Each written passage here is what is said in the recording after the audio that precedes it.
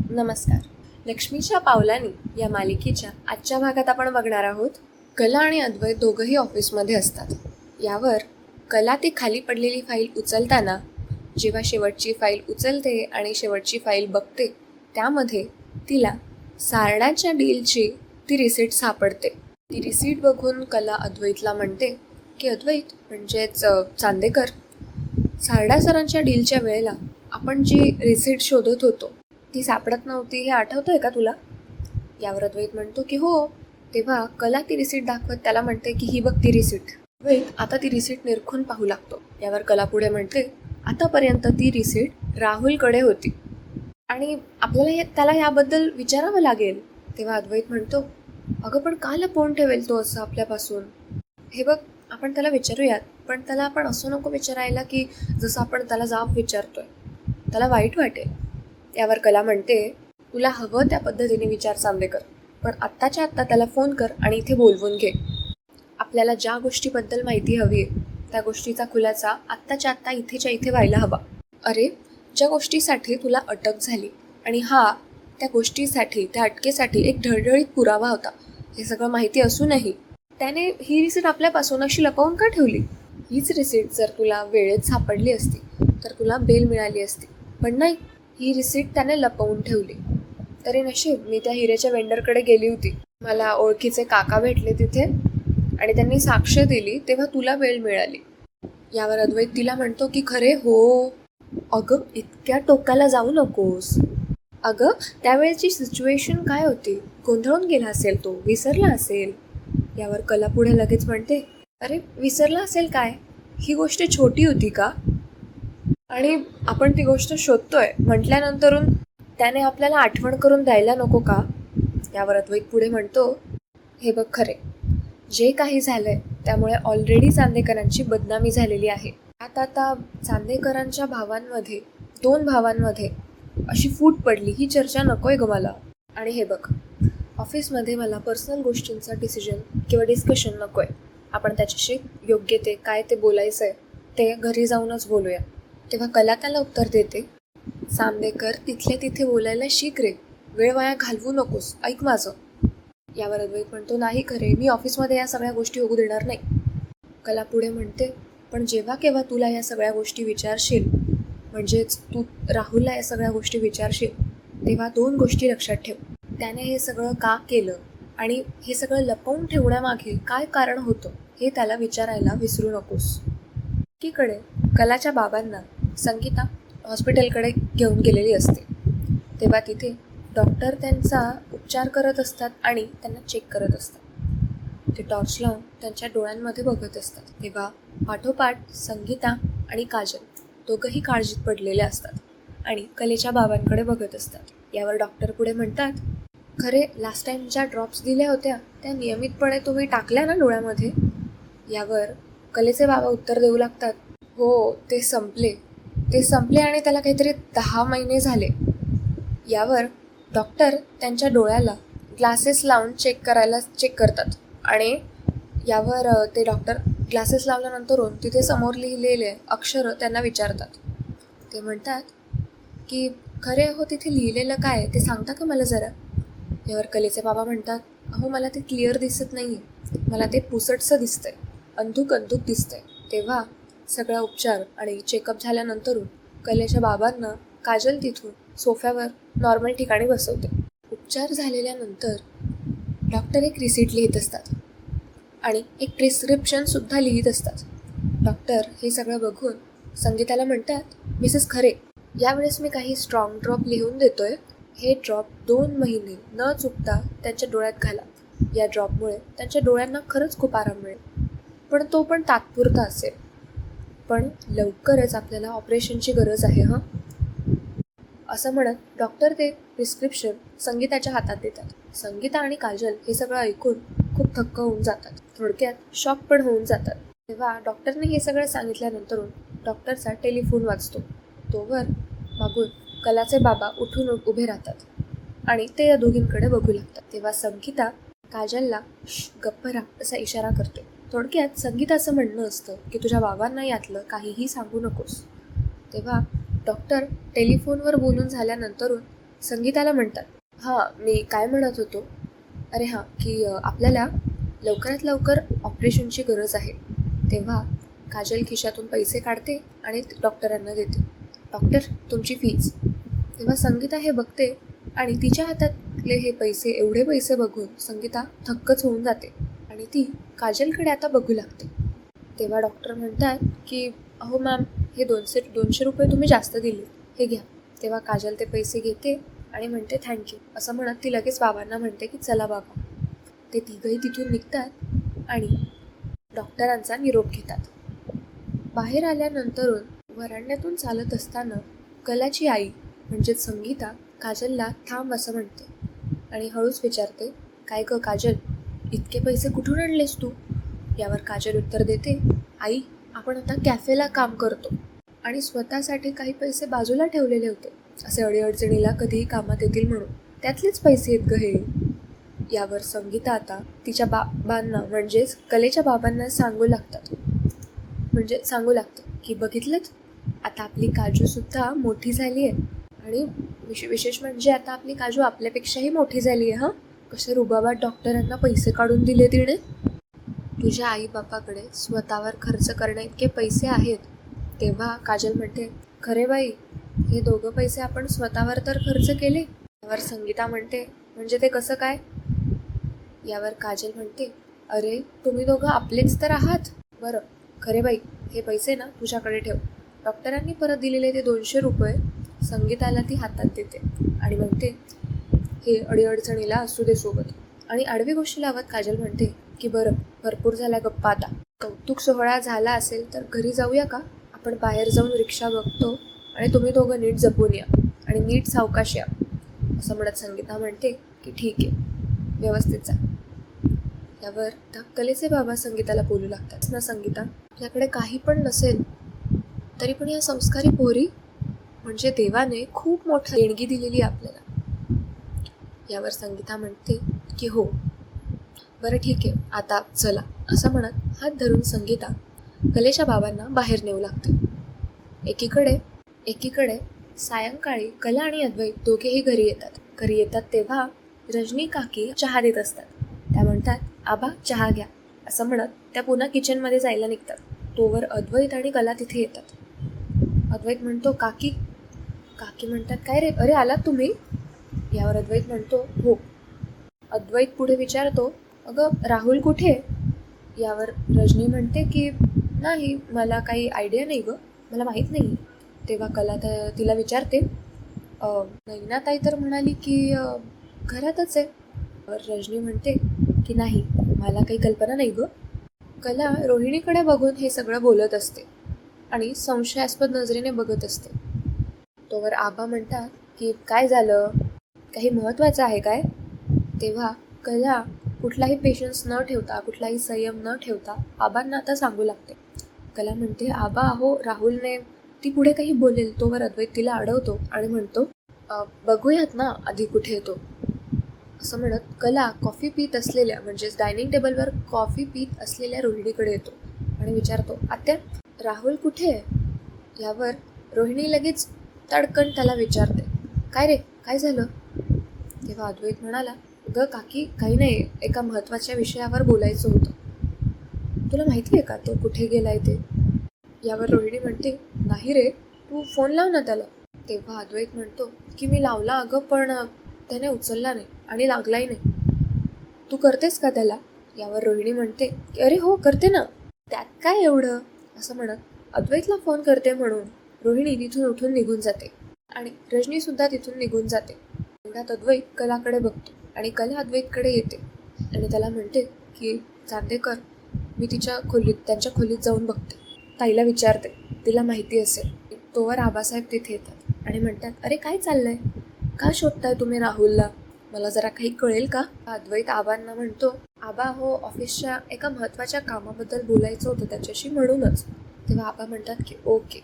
एकीकडे रोहिणी बाजूला येऊन विचार करत असते.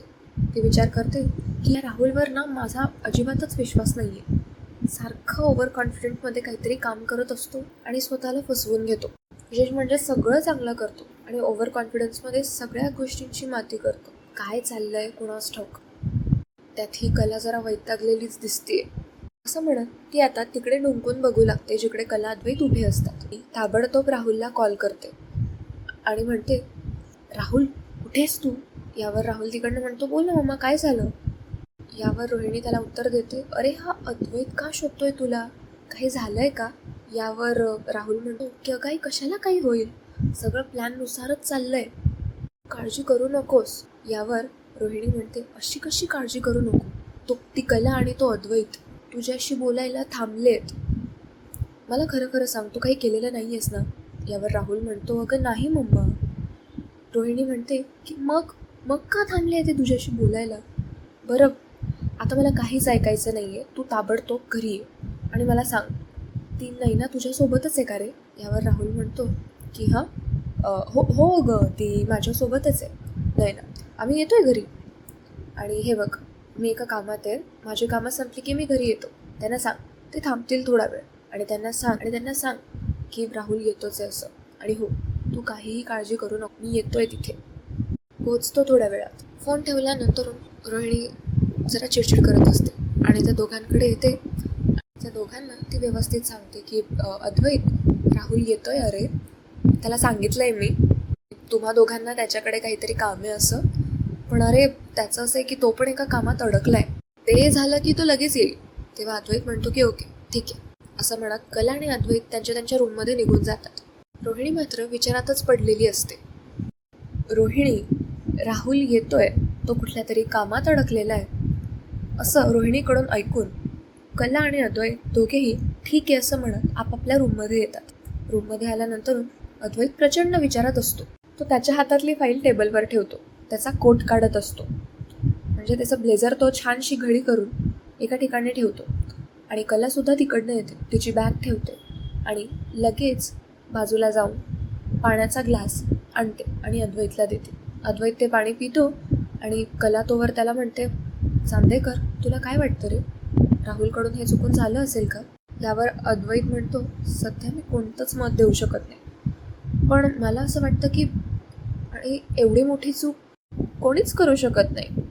यावर कला म्हणते, एक्झॅक्टली, जेव्हा ती रिसिट सापडली ना तेव्हा मला सुद्धा असंच वाटलं होतं की राहुलने हे सगळं मुद्दाम केलं असेल.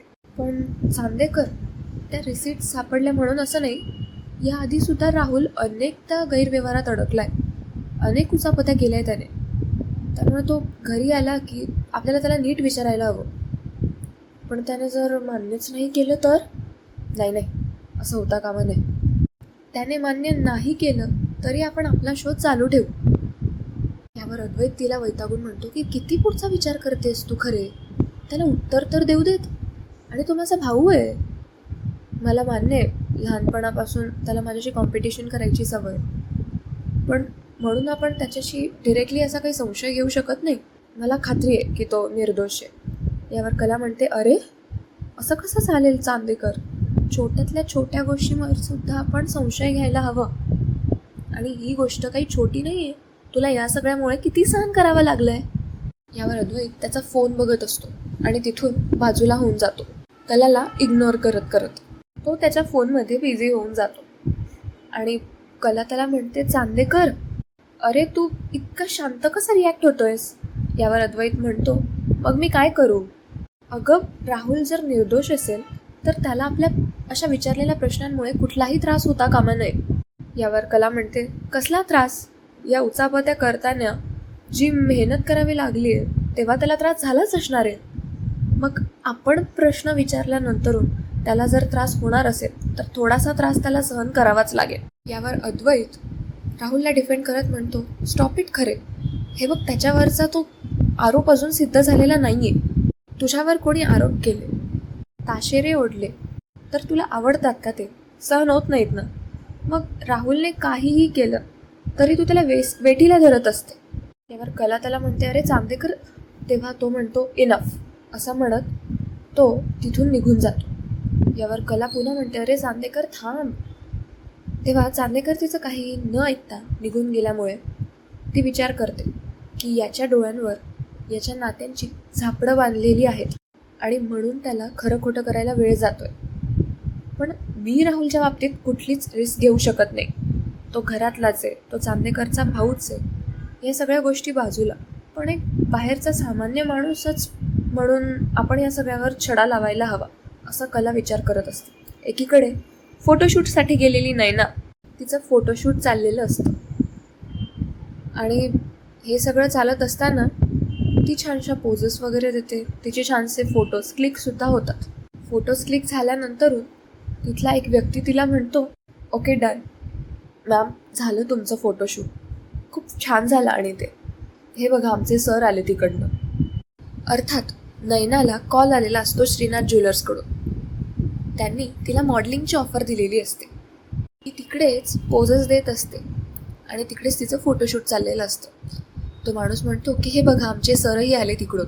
तेव्हा नैना जागची उठते आणि सर म्हणते ओ अच्छा, सॉरी, सरांकडे बघून म्हणते ओ अच्छा.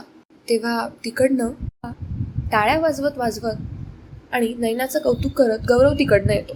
तो तिला म्हणतो अरे वा, fantastic Mrs Khare, welcome to Shrinath jewellers, you are simply gorgeous. यावर नैना हुरळून जाते आणि म्हणते ओह थँक्यू. गौरव पुढे म्हणतो आय मीन आम्हाला आमच्या स्पेशल डायमंड कलेक्शनसाठी जो एक ब्युटिफुल, एलिगंट आणि चार्मिंग फेस हवा होता, you just perfect for that. यावर नैना त्याला थँक्यू म्हणत असते. गौरव आणखीन पुढे म्हणतो बिकॉज तुम्ही 11th आवरला आमची ऑफर स्वीकारली आणि एवढं छान काम केलं, त्यासाठी तुम्हाला स्पेशल थँक्स. यावर नैना म्हणते अरे माय प्लेजर.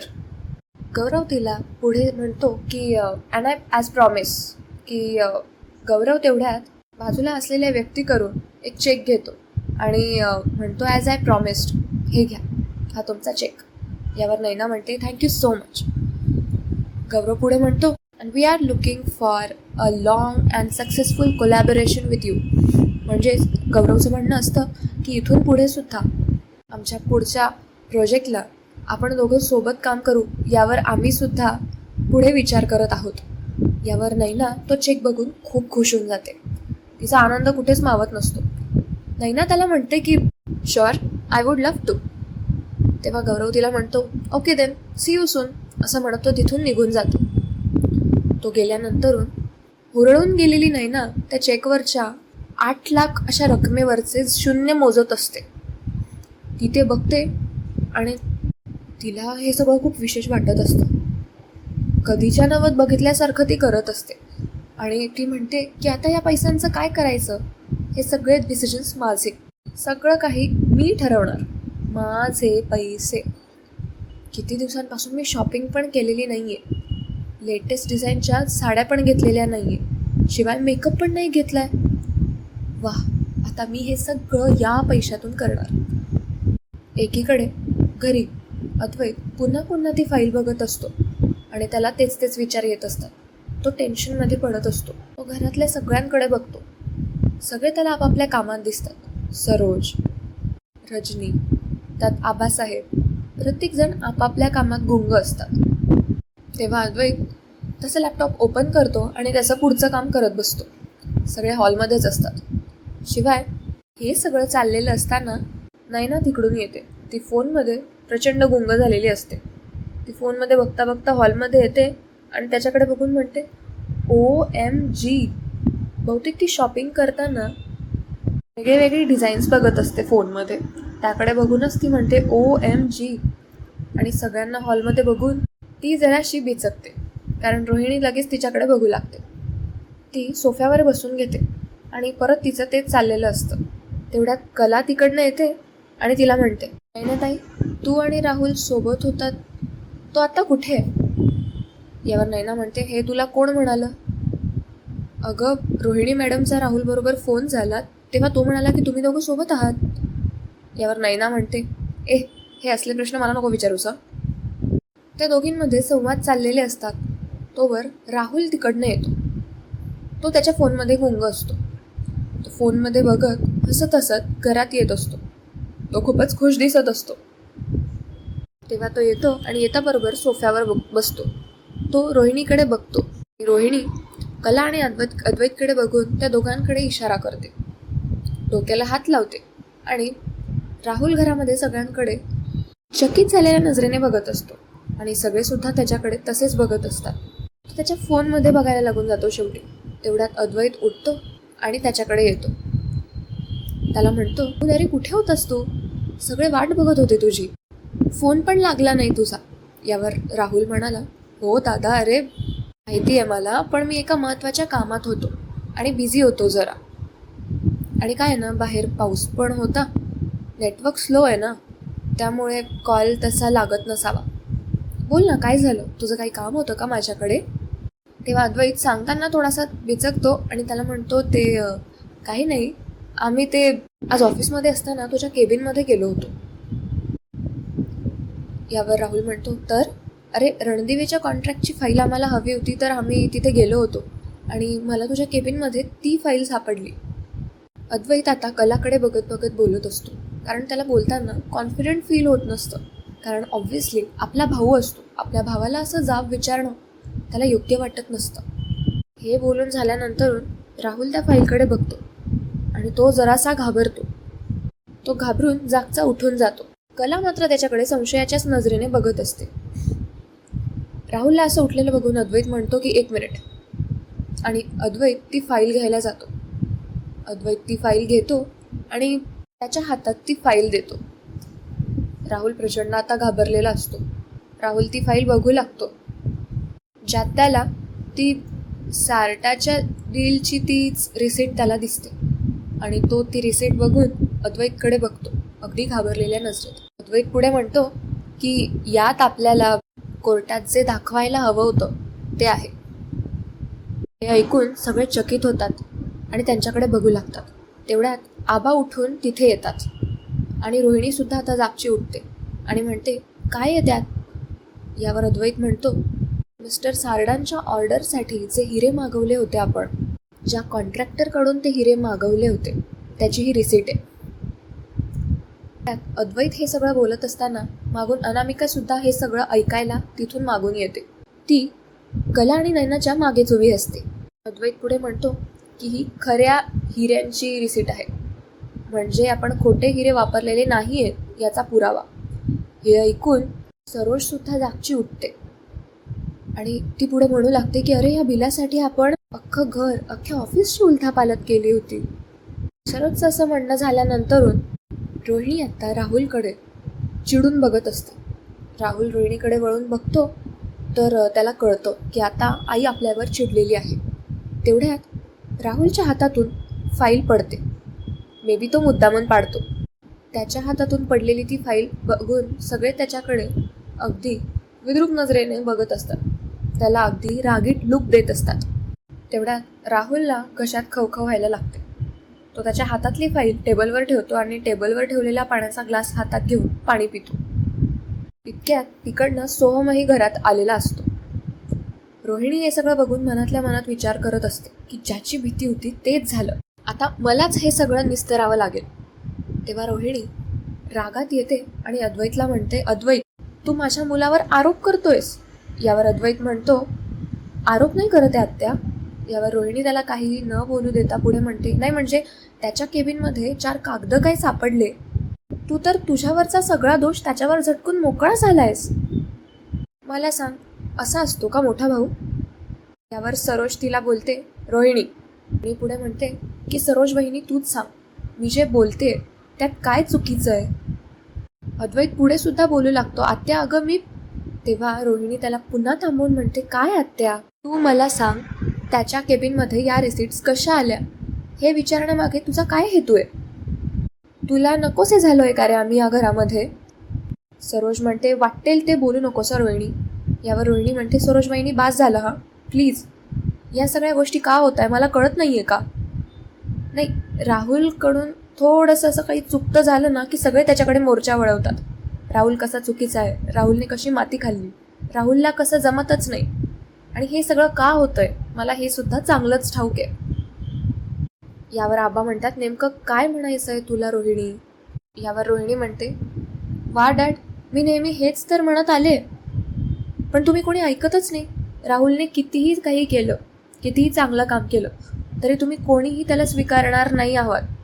ते पण कारण तो चांदेकर नाही आहे. सगळं ऐकून कला खूप चिडत असते, कारण कुठेतरी आपल्यावरचा आरोप झटकण्याचा इथे पर्याय शोधण्यात आलेला आहे असं कलेला मनोमन वाटतं रोहिणीबद्दल. तेव्हा चूक असून हे उलटे आपल्यालाच फिसकारताय असे विचार कलाच्या मनात चाललेले असतात आणि त्यावरून कला चिडलेली असते. पुढील भागात आपण बघणार आहोत, कला अद्वैतला म्हणत असते की मला खरंच असं वाटतं की त्याने ती बिलं मुद्दामून आपल्या फाईलमध्ये ठेवलेली असतील. चांदेकर, मला असं वाटतं की आपण आपल्या खूप सावधपणा बाळगून आपला शोध सुरू ठेवायला हवा. एकीकडे दुसऱ्या दिवशी सकाळी सगळे खाली नाश्त्यासाठी जमलेले असतात आणि आबा न्यूजपेपर वाचत असतात. तेव्हा नैनाचं लक्ष त्या न्यूजपेपरवर पडतं आणि आबांच्या हातातून अर्धा न्यूजपेपर घेत ती म्हणते, ओ वाव, न्यूजपेपरला ॲड आली आहे पण आजच्या. यावर नैनाला कला म्हणते, नैनाताई हा काय प्रकार आहे. यावर नैना तिला म्हणते की माझ्या आनंदावर विरजण घालण्याचा प्रयत्न करू नकोस कला. तोवर एकीकडे बाहेरून रिपोर्टर्सची गर्दी घरापर्यंत येते आणि अगदी घरात ते घुसायला करतात. तेव्हा कला म्हणते, थांबा थांबा, काय झालंय. ते सिक्युरिटी गार्डसुद्धा त्यांना अडवत असतात पण ते काही ऐकत नसतात. आता तर चांदेकरांची सून स्वतः श्रीनाथ ज्वेलर्ससोबत हात मिळवणी करून मॉडेलिंग सुरू करते असं एक रिपोर्टर म्हणतो. यावर तुम्हाला काय म्हणायचंय असं ते सगळे मिळून प्रश्न अद्वैतला विचारत असतात. तेव्हा आता अद्वैत काय उत्तर देईल जाणून घेण्यासाठी पुढचा एपिसोड नक्की बघा आणि आजचा एपिसोड कसा वाटला हे कमेंट्समध्ये सांगायला विसरू नका. धन्यवाद.